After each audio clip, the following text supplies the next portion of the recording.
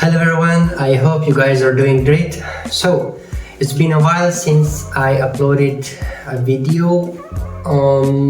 Today I'm going to share my experience of my PhD interview, which was in previous year, July 2024.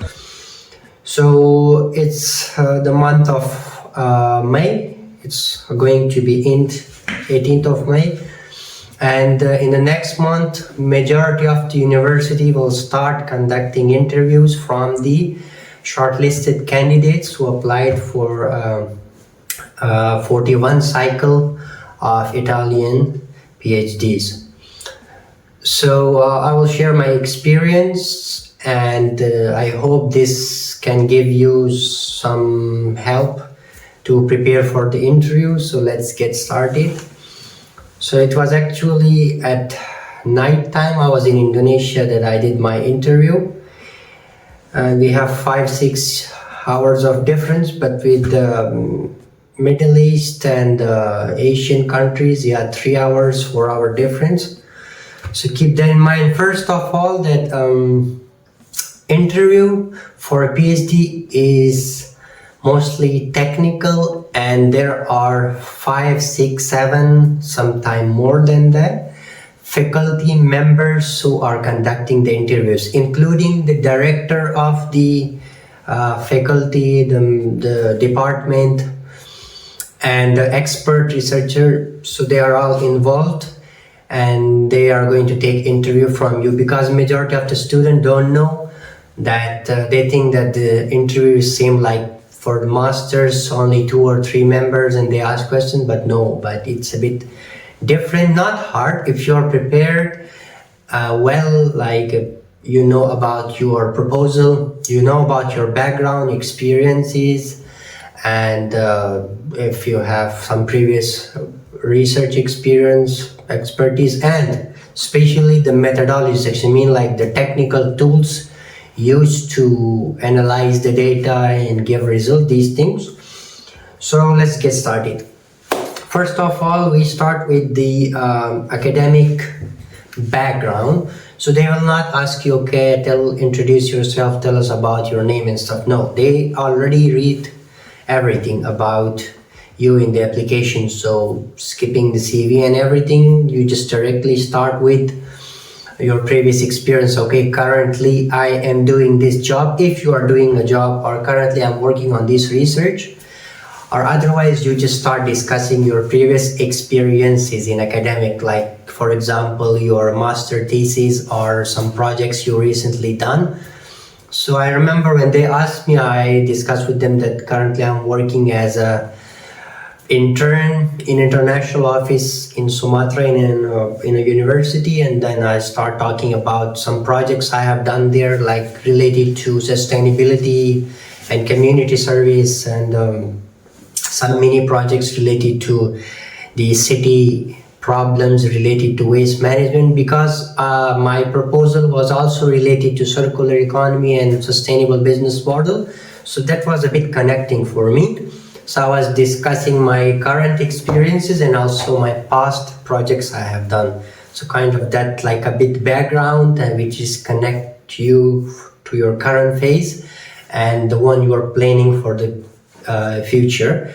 So I applied for a specific subject, circular economy business model in management sustainability. That's how I connect my previous background with that thing. So that was the first thing. Mostly it's like previous experiences, research experiences or project experiences are your current role, what you are doing right now. Do not say that I have done bachelor's in this. Yeah, if you want to, still okay. You just say I graduated bachelor in this field and then completed my master recently in this with the research focus on this. That's it. That's enough also. It's also good. Don't go in much detail. Okay, and then you just somehow connect the past with your present and future. Okay, then again, the second thing they want to identify is your motivation, your willingness to join their department and their research group, their research team, and the PhD post you are applying for the position. So they might ask you about why you are going to study in this institute, why you choose this specific field. So you must be able to answer this question with confidence. When they ask me, I just connect that with my future. For example, Europe is really good in circular economy and sustainability thing, like they are in the leading institute in the sustainable developmental goals, right, all over the globe.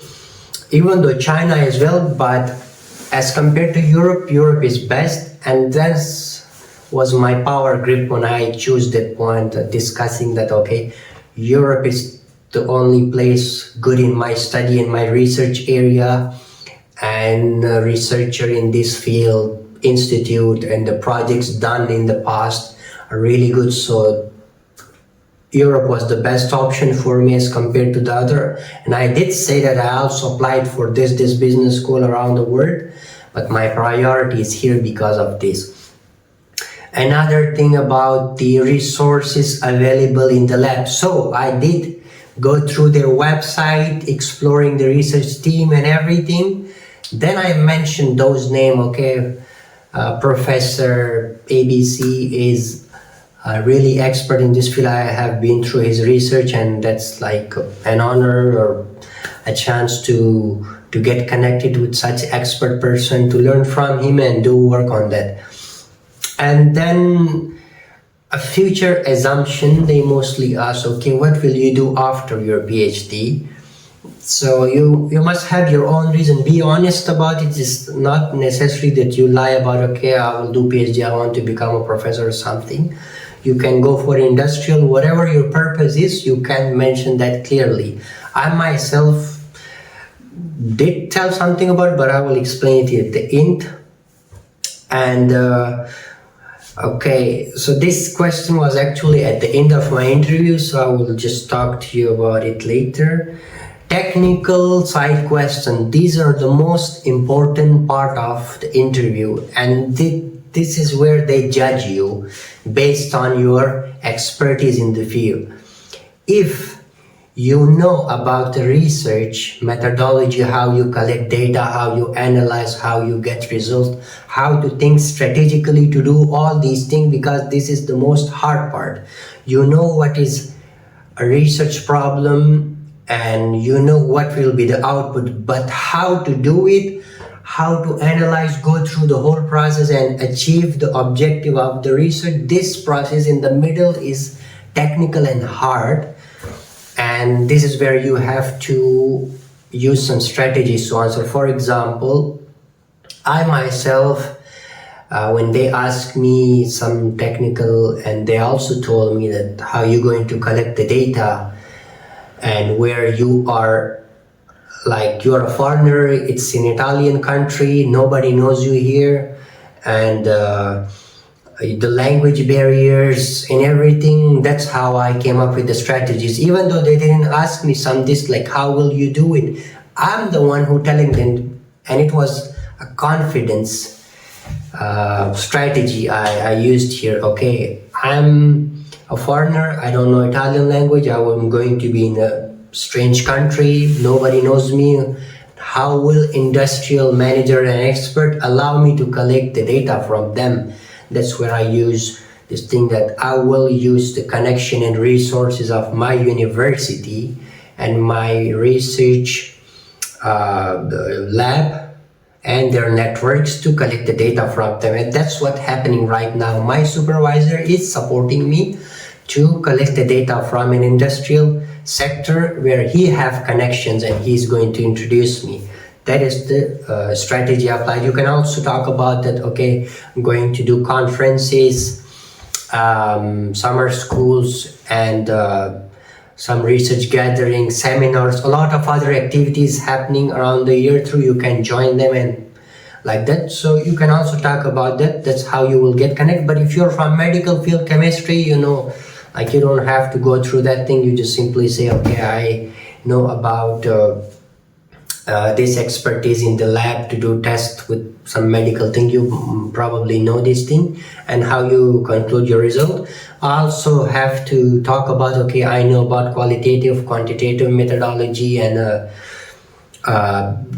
what tools like SPSS, Smart PLS, and Python, I don't know, and Stata, RStudio, and NVivo, a lot other software you might know. You can mention that you can tell them that I'm expert in these softwares and I know how to analyze data and get result from them.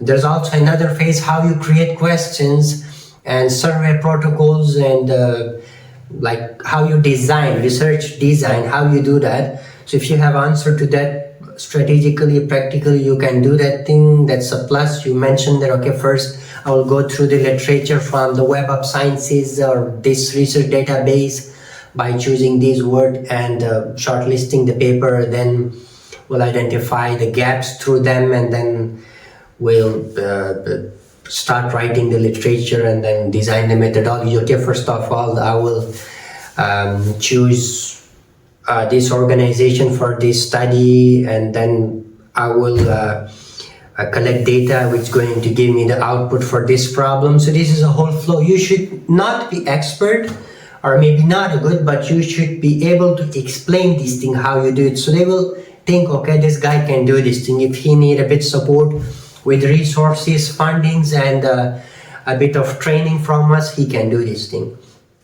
It's like a motivation. They want to know that thing. So you must have this thing, and statistical tools and this thing, you should be expert. At least you should know the names of those things and how they function, getting your results from the data you collected.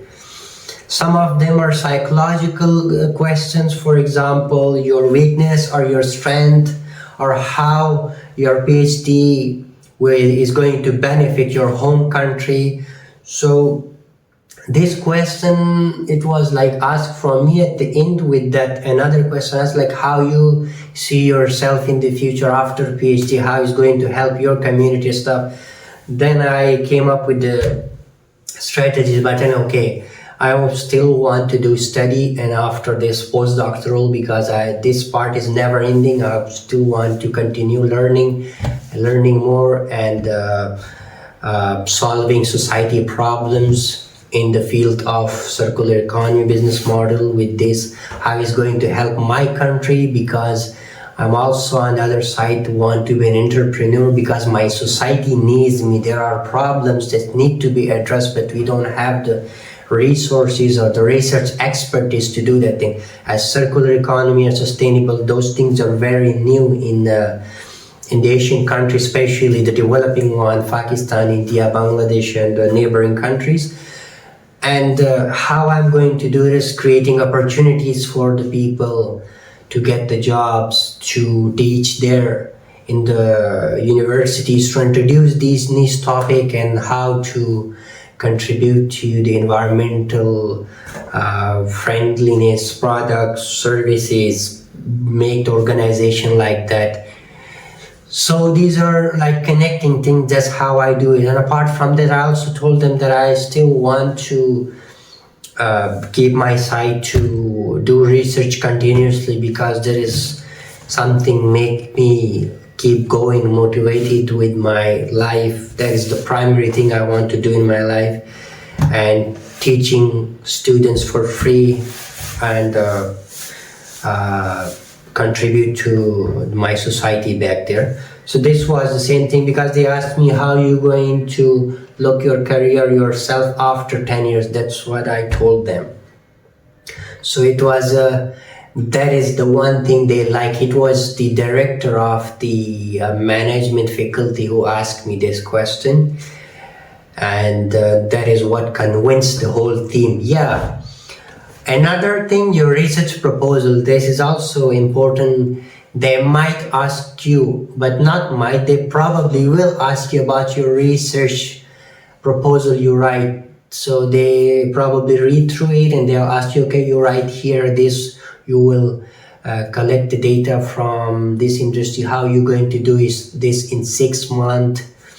So these kind of technical questions, they might even ask you, okay, what is the concept behind, like the one they asked from me is sustainable entrepreneur. They even ask me definitions about these basic concepts. So you should be ready about these things. Like when you send your proposal, do read it before your interview, because you might miss something. And that's it. If you know about these things, so you are good to go.